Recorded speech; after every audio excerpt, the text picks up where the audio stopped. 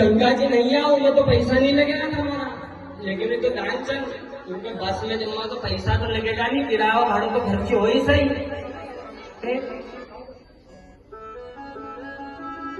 अब साहब वो धर्म पत्नी तो ऐसे पीछे पड़ गई उनके कि नहीं स्वामी आप तो आज तो हमारे भेजू नहीं सही, तुमने आधी बूढ़ी कर दी हमारे, ना तो तुम गया ना हमारे तीर्थ ली गया। अब वो पत्नी तो साहब पीछे पड़ गई कि आज तो स्वामी को कैसे न कैसे करके भेजूंगी सही। अब दानचंद घर से तो निकल गए, अब दानचंद ने जेब में हाथ डाला तो रुपया एक भी नहीं रखा घर से, क्योंकि पैसों कम हो जाए जेब में से, अगर कहीं निकली जाएगा घर से हो जाएगा भगवान का प्रतीक हो। अब साहब दानचंद तेरे दानचंद ने विचार किया कि कहीं जाना चाहिए, तो उन्होंने सोचा कि बहुत 12-13 किलोमीटर तो है, पैदल ही बाट धर ली घर से आओ, बस को किराया बचेगा वही सही। चल दिए साहब दानचंद जी तो आराम से आ रहे हैं बिल्कुल ठप्पे से पैदल। अब 2-3 घंटे तक चल गए चलते चलते कहां पहुंच गए? गंगा के किनारे पर पहुंच गए।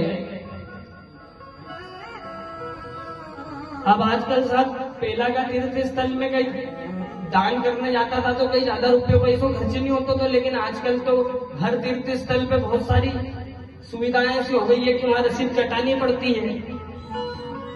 अब दानचंद जी ने सोचा कि यहाँ तो बड़े बड़े पुजारी पंडे खड़े हैं, कहीं इनने मुझे लपेट दिया तो, कहीं ज्यादा की रसीद काट दी तो कहां से दूंगा इनके। अब दानचंद जी ने कि स्नान भी करी के जानो है, ने पैसों की एक रुपये नहीं ली के आयो तो कहीं करियो जाए। तो दानचंद जी ने देखा कि वो नदी किनारे तो पुजारी पंडे खड़े, लेकिन पास में जाकर मृत शरीर जलाया जाता ना, वो मुर्दे का एक घाट बना हुआ था साहब।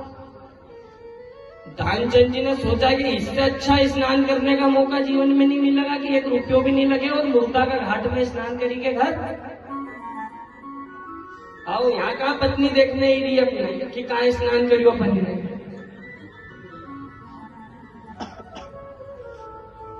अब दानचंद जी ने वस्त्र इत्यादि निकाले, पहुंच गए मुर्दे के घाट पे, अपने कपड़े अपने निकाल के रखे। अब भगवान ये लीला दानचंद की देख रहे थे, भगवान ने कि इससे दान तो करवाई के ही रहूंगा, क्योंकि इका बराबर कोई मक्खी चूस आज तक मैंने देखा ही नहीं जीवन में।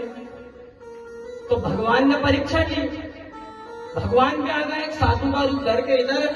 दानचंद जी जैसे गंगा नदी में उस मुर्दे की जो नदी थी उसमें कूदे स्नान करने के लिए, इनने बोला गंगे हर, तो उधर पुजारी जी के रूप में पंडे के रूप में कौन आ गए? भगवान। उनने की यजमान।